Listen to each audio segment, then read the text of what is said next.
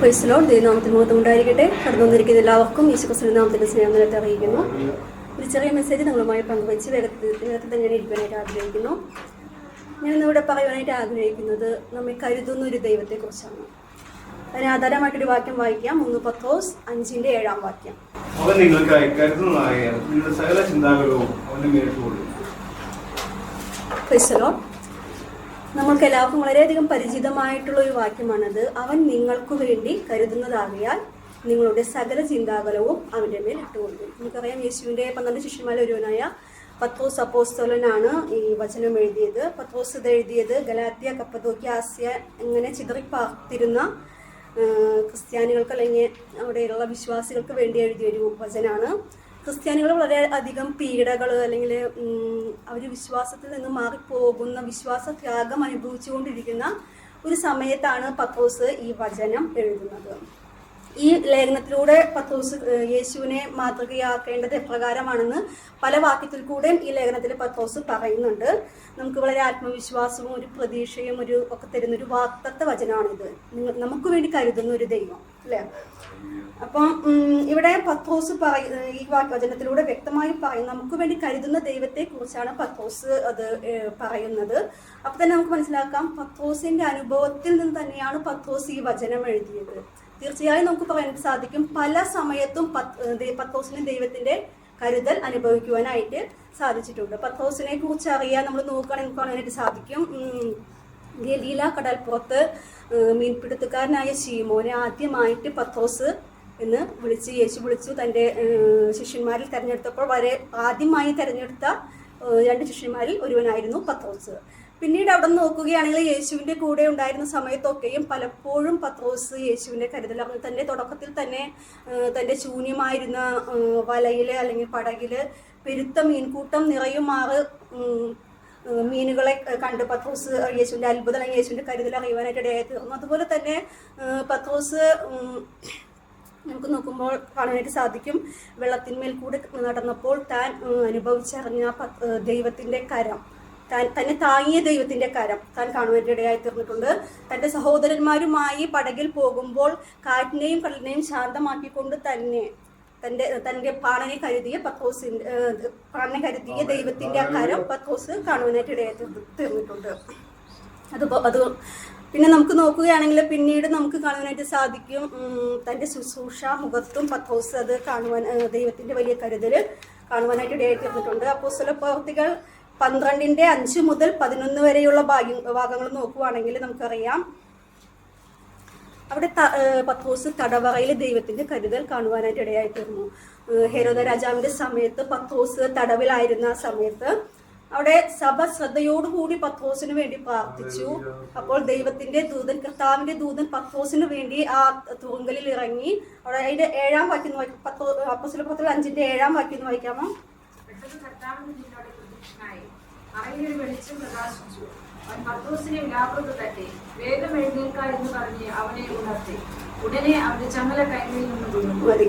അപ്പൊ അവിടെ പറയുന്നു, അവന്റെ കൈമേലുള്ള ചങ്ങല അസാധ്യമായിട്ടുള്ള ഒരു കാര്യമാണ്, അല്ലെ?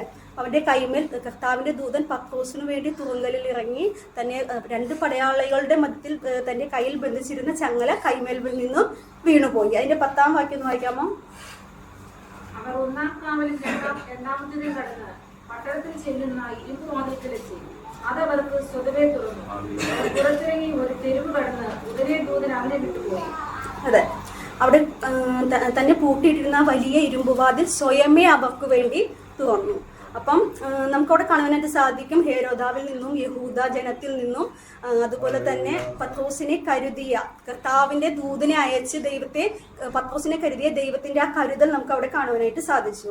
അങ്ങനെ പത്രോസിന്റെ ജീവിതത്തിൽ തന്നെ ഒത്തിരി സ്ഥലങ്ങളിൽ പത്രോസ് സ്വയമായി അനുഭവിച്ച ദൈവത്തിന്റെ കരുതൽ പത്രോസിന് സ്വയമായി അനുഭവിക്കുവാനായിട്ട് കഴിഞ്ഞിട്ടുണ്ട്. അതുകൊണ്ട് തന്നെ ഈ വചനം എഴുതിയത് തന്റെ അനുഭവത്തിൽ നിന്ന് തന്നെയാണെന്ന് നമുക്ക് മനസ്സിലാക്കുവാനായിട്ട് സാധിക്കും. നമുക്ക് ബൈബിളിൽ മൊത്തത്തിൽ നോക്കുകയാണെങ്കിൽ എല്ലായിടത്തും നമുക്ക് ദൈവത്തിന്റെ കരുതൽ കാണുവാൻ, എല്ലാ വ്യക്തികളുടെ മേലും ഉണ്ടായ ദൈവത്തിന്റെ കരുതൽ കാണുവാനായിട്ട് സാധിക്കും. നമുക്കറിയാം, ഇസ്രായേൽ ജനത്തെക്കുറിച്ച് ഇസ്രായേൽ ജനം ദൈവത്തിൽ നിന്ന് പിന്മാറിപ്പോയി, ദൈവത്തെ വിട്ടുപോയി, അങ്ങനെയുള്ള സാഹചര്യങ്ങളൊക്കെ ഉണ്ടായിട്ടും ദൈവം അവരെ മടക്കി വരുത്തി തൻ്റെ അടയാളങ്ങളാലും അത്ഭുതങ്ങളാലും വീര്യപ്രവൃത്തികളാലും ദൈവം അവരെ കരുതി. ദൈവം അവരോട് വാഗ്ദത്തം ചെയ്തതുപോലെ തന്നെ അവരുടെ വാഗ്ദത്ത ദേശമായ കനാൻ ദേശത്തേക്ക് ദൈവം അവരെ കൂട്ടിവരുത്തി. നമുക്ക് ഒത്തിരി വ്യക്തികളെ നമുക്ക് എല്ലാം നമുക്ക് ബൈബിളിൽ മൊത്തത്തിൽ നോക്കുകയാണെങ്കിൽ ദൈവം കരുതിയ വ്യക്തികൾ ഒത്തിരി നമുക്ക് കാണുവാനായിട്ട് സാധിക്കും. അതിൽ നമുക്ക് പ്രധാനമായിട്ടും പറയാവുന്ന ഒരു വ്യക്തിയാണ് ഹാഗാർ, അല്ലേ? ഹാഗാറിനെ കുറിച്ച് നോക്കുകയാണെങ്കിൽ നമുക്ക് കാണാനായിട്ട് സാധിക്കും. അബ്രഹാമിനും സാറയ്ക്കും ഇസ്ഹാക്ക് ജനിക്കുന്നതിന് മുന്നേ അബ്രഹാമിന് തൻ്റെ ദാസിയായ ഹാഗാറിനുണ്ടായ മകനാണ് ഇസ്മായേൽ. അപ്പം അതിനുശേഷം നമുക്ക് കാണാം അബ്രഹാമിനും സാറയ്ക്കും ഇസ്ഹാക്ക് ജനിച്ചതിന് ശേഷം തൻ്റെ ഭാര്യയായ സാറയുടെ നിർബന്ധപ്രകാരം ഹാഗാറിനെയും തൻ്റെ മകനായ ഇസ്മായേലിനെയും പുറത്താക്കി കളയണമെന്നൊരു നിർബന്ധം അവിടെ സാറ പറയുന്നതായിട്ട് നമുക്ക് കാണാൻ സാധിക്കും.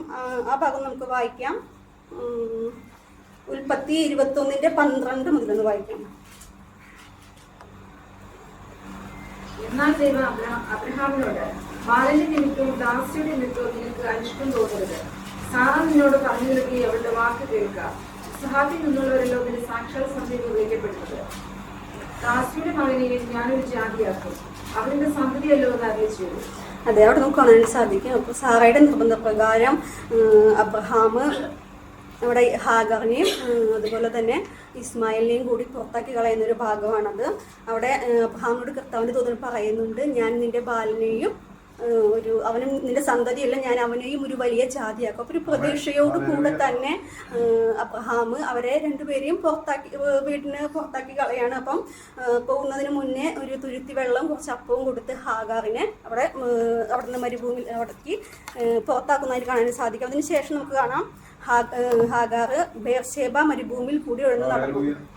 അപ്പം അതുവരെ വളരെ കംഫർട്ടബിൾ ആയി പോയിക്കൊണ്ടിരുന്ന ഹാഗാറിൻ്റെ ജീവിതത്തിൽ പെട്ടെന്ന് തന്നെയാണ് ഒരു പ്രതിസന്ധി കടന്നു വന്നത്. എന്ന് വെച്ചാൽ തൻ്റെ അബ്രഹാം ഒരു തുരുത്തി വെള്ളം കുറച്ച് അപ്പവും കൊണ്ടാണ് വിട്ടത്. അത് മരുഭൂമിയിൽ കുറച്ച് കഴിഞ്ഞപ്പോഴേക്കും അത് തീർന്നു പോയി. പിന്നെ മരുഭൂമിയിൽ വെള്ളമില്ലാത്തൊരു അവസ്ഥ നമുക്കറിയാം, അല്ലേ? എത്രമാത്രം അത് കഠിനമാണ് എന്ന് നമുക്കറിയാം. അങ്ങനെ വെള്ളമില്ലാത്ത ആ അവസ്ഥയിൽ ഹാഗാറിന് മനസ്സിലായി ഇനി മരണമല്ലാതെ തൻ്റെ മുന്നിൽ വേറെ ഒന്നുമില്ല എന്ന്. ആ ഒരു പ്രതിസന്ധിയുടെ മുഖത്തേക്കാണ് ഹാഗാർ അവിടെ എത്തുന്നത്.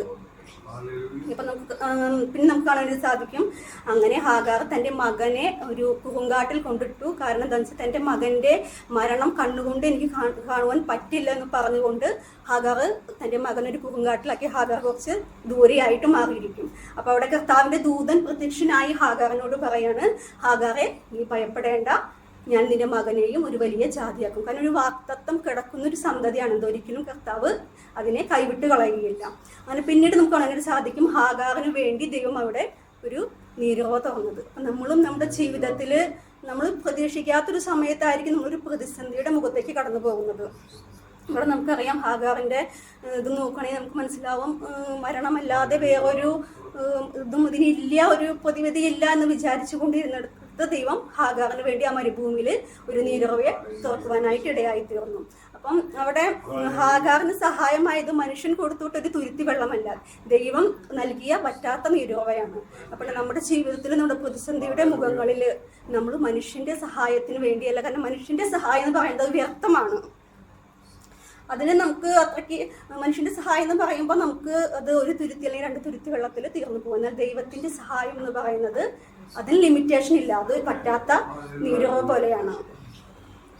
നമുക്ക് അവിടെ നിന്ന് നമുക്ക് പുതിയ നിയമത്തിലേക്ക് പോകുമ്പോഴും നമുക്ക് ഒരു മരുഭൂമിയുടെ അവസ്ഥ കാണാം. അവിടെയും നമുക്കറിയാം യേശു 5 അപ്പം കൊണ്ട് 5000 പേരെ പോഷിപ്പിച്ചത്. അതും ഒരു മരുഭൂമിയായിരുന്നു. അവിടെ വളരെ കുറച്ച് മാത്രമേ തങ്ങളുടെ കയ്യിലുള്ളൂ. പക്ഷെ ആ കുറച്ചിൽ നിന്ന് നമ്മുടെ കയ്യിൽ എന്തുണ്ട് എന്നല്ല, ആ കുറവിൽ നിന്നും തൻ്റെ ജനത്തെ സമൃദ്ധിയായി പോഷിപ്പിക്കുവാൻ തക്കവണ്ണം കരുതുന്നൊരു കർത്താവാണ് നമുക്കുള്ളത്. തൻ്റെ ജനത്തെ സമൃദ്ധിയായി പോഷിപ്പിക്കുകയും പിന്നെ ബാക്കി 12 കുട്ട നിറച്ചെടുത്തു എന്നാണ് പറയുന്നത്. അപ്പം നമുക്ക് മനസ്സിലാക്കേണ്ട കാര്യം, നമ്മുടെ ഒരു പ്രതിസന്ധി വരുമ്പോൾ നമ്മൾ മനുഷ്യൻ്റെ സഹായം എന്ന് പറയുന്നത് അത് ലിമിറ്റേഷനിൽ നിൽക്കുന്നതാണ്. അത് ഒരു തുരുത്തി അല്ലെങ്കിൽ 2 തുരുത്തി വെള്ളത്തിൽ അവസാനിക്കും.